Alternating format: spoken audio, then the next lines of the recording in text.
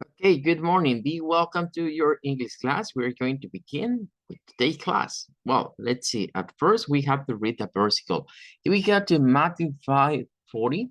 Matthew 5:40 say to us, and if anyone wants to sue you and take your shirt, hand over your coat as well.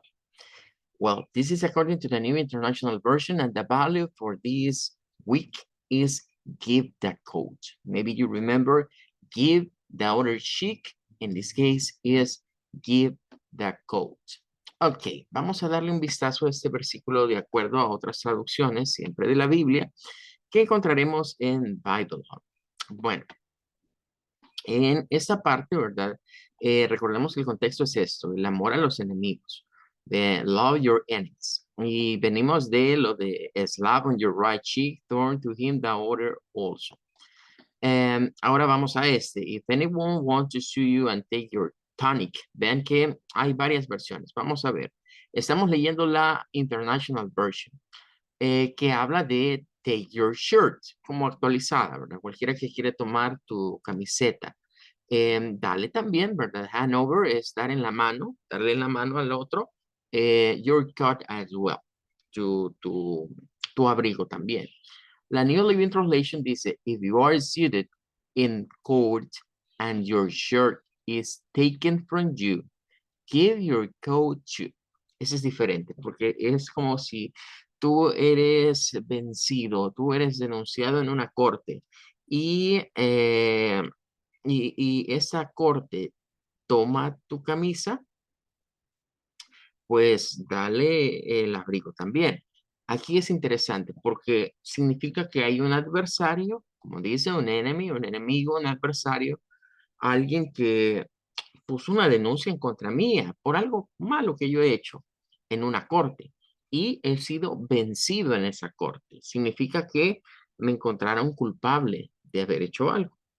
Al encontrarme culpable, me quitan una posesión o algo que yo tengo. Tengo que pagar, a veces se llama la fianza o restituir, llegar a un acuerdo económico.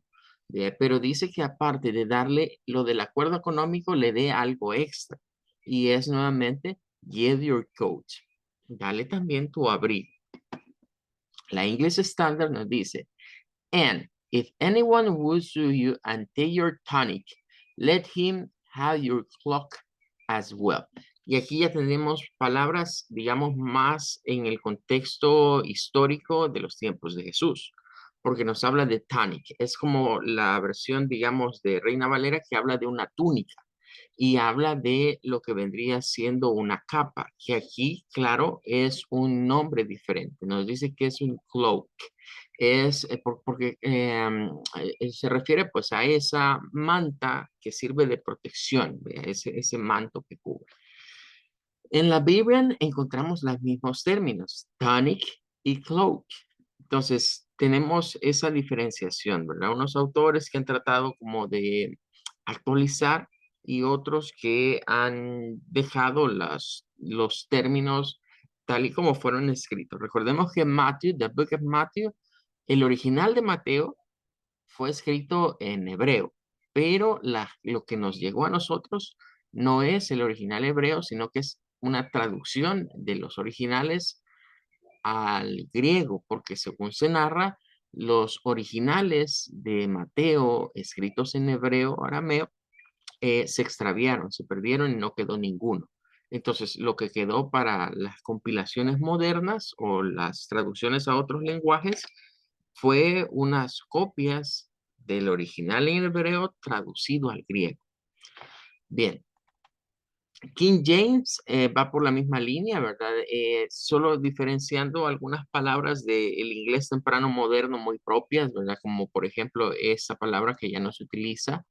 Y aquí habla at the law, o sea, dice, si algún hombre, ¿verdad? Te lleva a juicio o te presenta entre la ley como culpable de algo, ¿verdad? Entonces hay que darle, ¿verdad? Hay que darle lo que él solicita.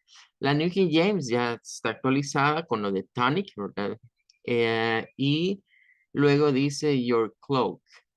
Em, La New American Standard dice, if anyone wants to sue you and take your tonic, let him have your cloak too. Bueno, quizás antes de seguir adelante con otras versiones, es interesante ver estos términos. ¿Ve? Entonces, cuando hablamos de una tonic, si hacemos una búsqueda, digamos, por pictures o por imágenes, pues lo que vamos a encontrar es prendas modernas. Esas son prendas modernas, pero que más pareciera una vestimenta de mujer.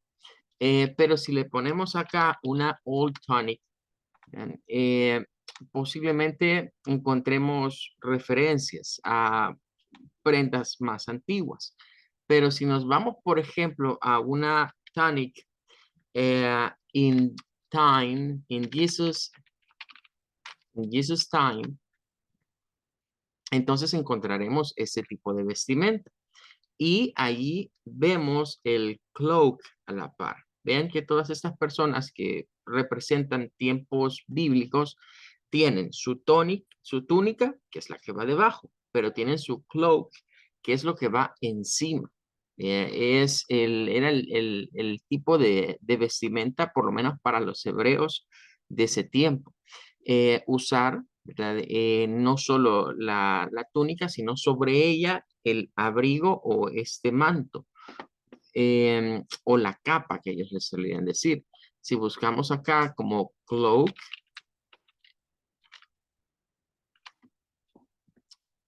vamos a encontrar pues ya capas modernas, ¿vea? Pero si buscamos cloak en Jesus time,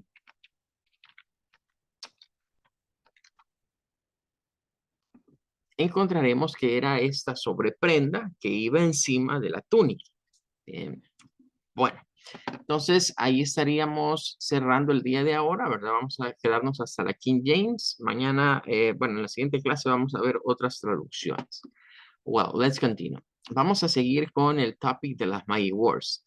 En las Mighty Wars, no, con ustedes ya estamos con otro topic, sorry. Estamos con el nuevo. Estamos con el de hello, hello y goodbye. Pero, no, no tengo que cargar.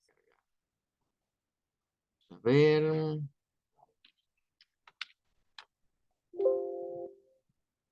Este es formal when saying hello and goodbye. Estamos viendo estas palabras, ¿verdad? Que sí se desprenden de las Mighty Words, pero que ya nos llevan a un vocabulario que vamos a llamar formal and informal. Son greetings and leave takings. Ayer habíamos hablado de hello, de good morning, good afternoon y good evening. Ahora vamos a ver algunas otras. La primera de ellas es how are you doing? Este es igual que decir un how are you.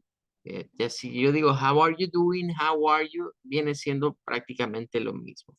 Es como decirle a alguien cómo estás, qué tal estás. Incluso se puede traducir como qué estás haciendo, how are you doing, hey, ¿qué estás haciendo? Se suele combinar con las anteriores, es decir, digo hello, how are you doing? Hello, how are you? Good morning, how are you? Good afternoon, how are you doing? Se combina con un greeting del hello o de los saludos de acuerdo a la hora del día y adicionalmente a eso con el ¿cómo estás? Esto tiende a ser más que un saludo. Incluso lo debemos de ver como el momento para iniciar una conversación. Si yo quiero iniciar una conversación o más allá, ir más allá del simple hello o el simple good morning, pues hago esta pregunta. How are you doing? O how are you? Cualquiera de las dos, para decir cómo estás. Luego vamos a la siguiente, que es good to see you. Good to see you.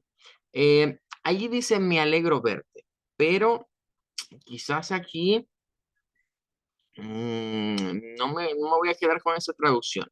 Good to see you es más bien, eh, qué bueno verte. Good to see you. Nice to see you. Podría ser parecido. Nice to see you, good to see you, great to see you. Todas estas podrían ser simplemente decir que bueno verte. Pero aquí quiero introducir una palabra que no está en el material, pero que sí se usa cuando queremos ser muy formales.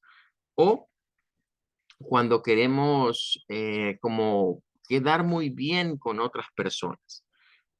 Este vocablo es utilizar la expresión I'm glad. I'm glad.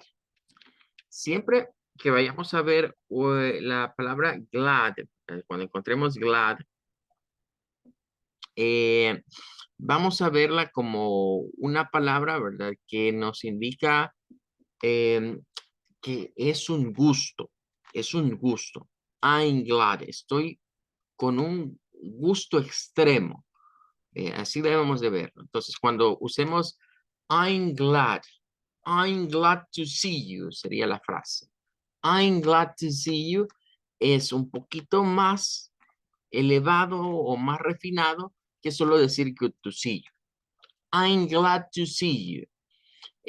Esto sería que, si lo quisiéramos traducir, podríamos decirlo, estoy muy agradado, podría ser una forma de ver la palabra glad. Estoy muy agradado de verle. I'm glad to see you. Estoy muy agradado de verle. Y repito, sube de nivel un saludo de good, good to see you o una frase como nice to see you o como great to see you.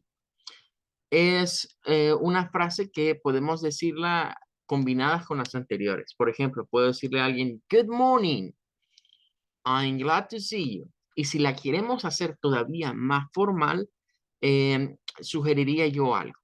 Supónganse, vamos a saludar a un señor, a alguien mayor, alguien que podría ser mi padre, podría ser quizás mi abuelo, alguien de edad ya bastante avanzada. Entonces, un saludo muy formal podría combinarse de la siguiente manera. Decirle, good morning, en primer lugar, good morning. Vamos a asumir que estamos como ahorita en the morning. Good morning. Y luego vamos a decirle Mr., ¿verdad? Mr. y vamos a decir el apellido. Supongamos que estamos saludando a un vecino que tiene apellido López. Good morning, Mr. López. I'm glad to see you. Con esas tres partes estamos completando un saludo que en primer lugar es muy formal. Es un saludo dedicado para una persona que le estamos tratando con mucho respeto, posiblemente por su edad. Entonces, primero va good morning. Podríamos poner un hello también, pero en ese caso es mejor usar el saludo de acuerdo a la hora del día porque queremos que sea como más formal. Good morning. Ahora decimos Mr. López. Con agregar el título y el apellido, ya el tratamiento es muy formal. Es como que en español dijésemos, muy buenos días, señor López. Entonces, es un tratamiento muy formal. Pero la cereza del pastel es decir, I'm glad. Qué grato verle, podría ser una forma de traducir I'm glad to see you. Qué grato verle. Entonces, sería muy, muy formal. Si fuera el señor López, si fuera mi jefe, pues creo que estaría agradado de que un empleado le salude de esa manera. Si yo soy su employee, he is my boss. Good morning, Mr. López. I'm glad to see you. Ahora, lo de los títulos puede variar. Mr., digamos que vendría siendo como cuando aquí nosotros usamos señor o decimos don fulanito de tal. Pero podríamos incluso agregar, si la persona es estudiada, tiene algún título académico, podríamos agregar. Supongamos el señor López fuera un doctor, podríamos decir, good morning, Dr. López, I'm glad to see you. Cuando se saluda a una persona con un título, que puede ser, los más comunes sería decir Mr., si es un caballero, Mrs., si es una señora casada, o Miss, si es una señorita. Al utilizar cualquiera de esos títulos, le damos mucha más formalidad a cualquier saludo que estemos diciendo. Y repito, esta frase es clave. Decir I'm glad. No solo la vamos a usar para esto, la vamos a usar para otras cosas. Pero decir I'm glad cambia o eleva a the next level lo que sería el grado de formalidad de alguna frase que yo quiero utilizar. Bueno, Ahí estaríamos entonces con how are you doing, con good to see you. Y ahora vamos a ver una más. Y es long time no see. Long time no see. Bueno, eso es lo que está ahí, ¿verdad? Tiempo, hace mucho que no nos vemos. Nos dice, pues suele ir precedido de un saludo y su uso es para eso, ¿verdad? Cuando tengo a alguien conocido que no le he visto por mucho tiempo. Entonces le puedo decir, hello, long time no see, tiempo de no vernos o tiempo de no verte, long time no see. Incluso algunos le agregan un a long time no see, un buen tiempo de no ver. Bueno, ahí estaríamos con estos y vamos a ver uno más, que con este cerramos los formales, y es how have you been? How have you been? How have you been? Esta normalmente da problemas a veces de pronunciarlo, ¿verdad? How have. Tienen que tratar de hacer el how y el have como en una sola frase. How have. How have. No es how y have, porque si lo hacen detenido, se pierde el ritmo del inglés. Hay ciertas palabras, ¿verdad? O ciertas frases en donde las palabras se tienden a hacer linkings en inglés. Son uniones, pero son uniones de la práctica, no son uniones, digamos, como las contracciones. Solo es en el spoken English o en el inglés hablado. Entonces, how have you been? How have you been? How have you been? Es como unir, repito, es como unir el how y el have en una sola frase. Es como verlos como en LinkedIn se les llama a estos, unidos. How have, how have. Em, en algunos sitios web, en algunos, creo que en algunos canales de YouTube aparecen a veces los linkings y ustedes van a ver que es un texto y aparece algo así, miren, aparece así como una, como, como que fuera una sonrisita o la carita de la sonrisa así entre las palabras. Eso significa un linking. ¿Qué es eso? Que en la práctica eso lo ven como una sola palabra. En otras formas de explicarlo. Si para nosotros estas son cuatro palabras y pensáramos que eso es como dar palmadas, haríamos una, dos, tres, cuatro. Pero la forma de hablarlo del inglés es como hacer acá una, dos y tres. Decirlo en tres tiempos nada más. How have, unir esas dos. How have you been? How have you been? ¿Cómo te ha ido? ¿Cómo has estado? Entonces, esta es incluso como un how are you. En otras palabras, para decir how are you tenemos tres formas. Tenemos how are you doing, how are you, es la misma del how are you doing. Si ustedes se fijan, solo se le agrega el doing. Entonces, ¿cuál es la diferencia entre un how are you y un how are you doing? Que con el how are you doing estoy preguntando más bien qué estás haciendo. Bien, ¿qué estás haciendo? Eh, ahora, cuando decimos how have you been, how have you been es cómo has estado, es decir, del tiempo que no te he visto, a ahora que te veo, cómo has estado, cómo te ha ido. How have you been? How are you? How have you been? Serían frases para decirle a alguien lo mismo o obtener casi la misma información. La how are you, pues, ¿cómo estás? Pero how have you been, ¿qué tal te ha ido? ¿Qué has estado haciendo? Bueno, ahí estaríamos entonces con estas seis que vendrían siendo las frases, digamos, en el vocabulario formal.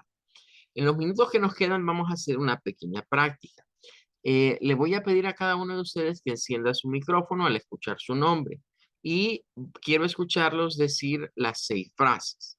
Es decir, van a repetir ahorita algo como lo siguiente. Cuando les toque su turno van a decir hello, good morning, good afternoon, good evening, how are you doing, good to see you, long time no see y how have you been. De hecho, me voy a traer acá para que no estemos bajando, ¿verdad? Aquí la voy a escribir, la número 6, que es how have you been. How have you been. Entonces, vamos a decir, ¿verdad? Estas 6 frases ahorita en la clase como una pequeña práctica. Hello, good morning, good afternoon, good evening. How are you doing? Good to see you. Long time no see. How have you been? Bueno, vamos a comenzar entonces. Me indica Carlos Daniel si puede participar. Sí puedo, teacher. Ok, come on, adelante. Hello, good morning, good afternoon, good evening. How are you doing? Good to see you. Long time no see. How have you been? Ok, excelente. Muy bien, Carlos.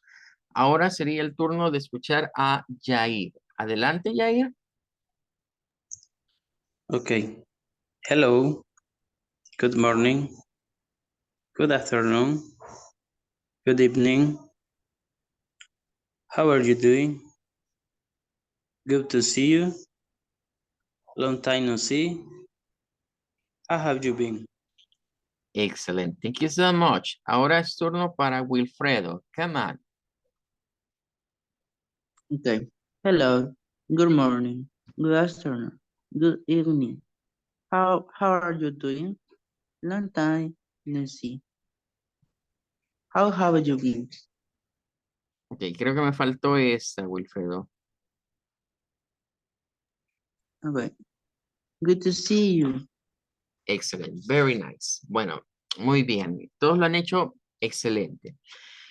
Bien, ahora, antes de pasar a las, bueno, creo que voy a dejar para la otra clase las informales, pero quiero que veamos algo con estas palabras para irnos adelantando un poco a lo que vamos a estudiar un poquito más adelante, ya en unas cuantas semanas, y son los sonidos de las vocales. El principal problema que tenemos nosotros como latinoamericanos es que hemos crecido en un idioma como el español que es pobre en cuanto a sonidos.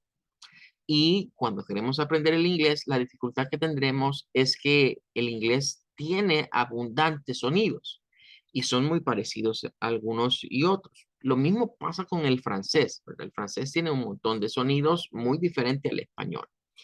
Entonces, distinguir cuál sonido es el que le corresponde a cada palabra es lo que despierta o es el truco, digamos, de la pronunciación del inglés. Cuando somos native speakers, pues desde pequeños se nos va acostumbrando la idea de cuáles son las pronunciaciones o cuál le corresponde a las palabras. Pero cuando somos foreign learnings, es decir, estudiantes foráneos que estamos fuera del país del que queremos aprender el idioma, se nos convierte eso en una dificultad. Ahora, aquí hay varias palabras que siguen cierto patrón y entre ellas tenemos el verbo see, que es mirar y observar, y la palabra been, que es una variante del verbo be. De hecho, es el participio, ¿verdad? Es el pasado participio del verbo be. Entonces, si buscamos estas palabras, por ejemplo, en dictionary.com, vamos a encontrar un pequeño patrón. Y es que son palabras que llevan dos letras E. Entonces, al llevar dos letras E, el sonido que corresponde a estas palabras, el sonido vocal, miren, es una vocal I. O sea, cuando encontremos dos letras E en las palabras, esto va a sonar a I, I. Es un sonido como la I del español, es I, se prolonga. Y tenemos la otra, la de been. Veamos esta de acá. Esta aquí tiene dos pronunciaciones. Ya dependerá quizás del estilo de inglés con cuál nos vamos a quedar. La más común es la primera, que es con dos letras E sonando como I. Pero algunas personas la pueden hacer como que esta fuera una E. Ni escucharíamos algo como how have you been? How have you been? How have you been? How have you been? Son dos formas de pronunciar. Ya depende de la zona, digamos, donde viva la persona, del acento, si lo pronuncia con uno y otro. Pero sí, la más común es la primera. Esa es la más frecuente. Bien, esa sería, por ejemplo, una situación que se da en términos de los sonidos de vocales. También ya habíamos visto que no siempre pasa eso, porque aquí podríamos decir, entonces sí, bien, se pronuncian similar. Sí, en este caso con las doble E sí pasa eso. No es el mismo fenómeno de las dos letras O, porque ya habíamos indicado que dos letras O, nosotros vemos palabras como good y como noon, que tienen dos letras O, pero que son sonidos diferentes. Good es U, es una U corta, U, good, y noon es una U larga, es como noon. Good afternoon. Good to see you. Suenan parecidos, pero son diferentes. La otra situación es que aquí encontramos preguntas con la palabra how. How es una question word. How tiene la peculiaridad de ser una palabra con la OW. La OW en el inglés se comporta de diferentes maneras. Dependerá de, digamos, de qué palabras son, porque no hay una regla. A veces esto suena de una forma, a veces suena de otra. El sonido para esta OW que se encuentra con la H, que es para preguntar cuánto, o puede ser para preguntar cómo, es con un AU. O sea, esta O se convierte en una especie de A y esta W suena como una U corta, similar a la U de good. Es la misma U de good. Es esa U que tiene esa forma como de herradura, que lo que nos dice el diccionario fonético es que es una short, es una U corta y no una U larga como U. How, how, how. Ahora, con las OW hay que tener cuidado porque las OW a veces suenan a AU y a veces suenan a OU. O sea, como que fuera una O con una U. Depende de las palabras, ¿verdad? Depende de las palabras cuál es el sonido que le va a corresponder. No siempre va a sonar iguales. Eso es lo que nos hace darnos cuenta de que no siempre lo que vayamos a escribir va a funcionar de la misma manera. Tenemos otro par de palabras interesantes, como es la palabra to y la palabra no, que las dos son consonante con una vocal O, pero sus sonidos son diferentes. Por ejemplo, si aquí ponemos la preposición to y buscamos su definición como tal, encontramos aquí que tenemos dos formas de verla. Una pronunciación, la normal, que es como el sonido U, chu, chu, chu, y hay otra pronunciación que es con el sonido corto. De hecho, yo diría que entre esta y esta no hay mucha diferencia, es bien parecidas. Lo que cambia es un poco la forma de gesticularlas, en que es chu, chu, chu, chu. Pero también hay un tercer sonido y es una weak form, en donde se usa algo que en el inglés se llama la vocal schwa, que es un sonido chu, chu. Ahora, vemos aquí entonces que esta O tiene puede tomar tres sonidos diferentes dependiendo de cómo la persona quiera pronunciarla. La más común es esta, ¿ve? Chu. Ahora, vamos a ver la otra palabra que aparecía por ahí, que es para decir no en inglés. Bueno, esta palabra, de acuerdo al IPA, vamos a cambiar acá, el sonido de esta O es O. O, no, no, debe ser. Entonces, es una O que está a la par de una consonante, pero que no suena o no tiene ninguno de los tres sonidos que acabamos de ver para la O en la otra palabra. Las vocales O y U en el inglés tienden a ser como las más complicadas, ¿ve? Porque si revisamos la A, la I y la E, la mayoría tienen dos sonidos, uno corto y uno largo. Pero cuando entramos a la O y la U, vamos a descubrir que tienen más de un sonido corto, más de un sonido largo, y aparte que tienen más de un sonido corto y un sonido largo, se intercambian. O sea, donde aparece una O, se hace sonido de U. Donde aparece una O, donde aparece una U, vamos a ver que el sonido cambia también.